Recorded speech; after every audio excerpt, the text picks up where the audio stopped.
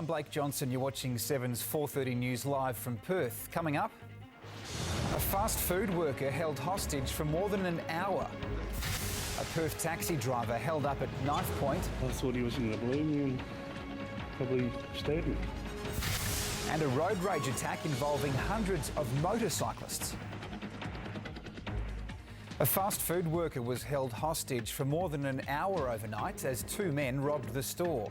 Police say the thieves punched the woman in the face and forced her to open the safe. Rob Scott reports.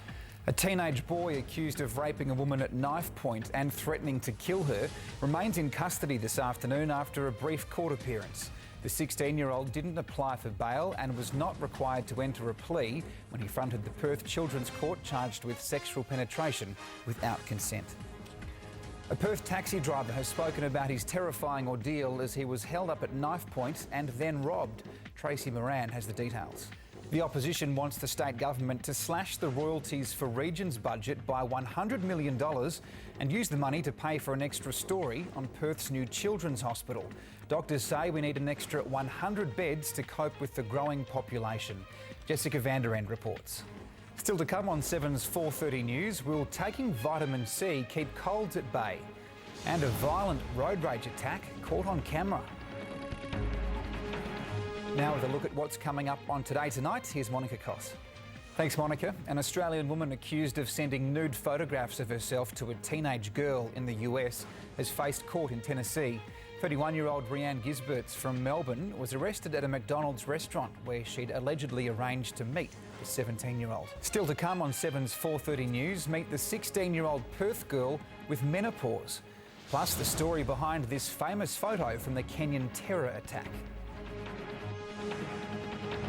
Time to check the financial markets now, and our share market finished lower today after the US government shutdown dominated investors' confidence.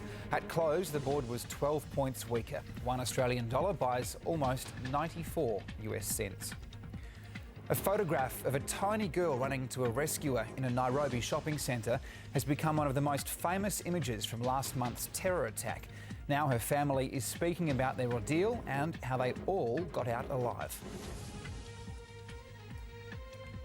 Now at the news in sport, here's Adrian Barrich. Thank you, Blake. Hawthorn superstar Lance Franklin is set to join the Sydney Swans after Greater Western Sydney withdrew their offer today. The Giants pulled out of negotiations, conceding Sydney was in the box seat to sign the star forward. Here's Tom Brown in Melbourne. And that's the news in sport. Now it's back to Blake for the weather. Thanks, Barrow. It was a very cold start to the morning, down to 5.5 in the city just after 5 a.m. Jandakot got down to 3 degrees. We reached our top of 18.8 at 12:30. Interstate tomorrow, showers for most southern capitals. Sydney and Darwin are the only capital cities expected to have a sunny day. For Perth, it'll be a partly cloudy day, down to 10 tonight, then up to 26 during the day. On Thursday, it'll warm right up, 30 degrees the expected top. We're likely to get a shower or two across the weekend. Join Rick and Sue for the main bulletin at 6 o'clock. Stay with us now for Deal or No Deal.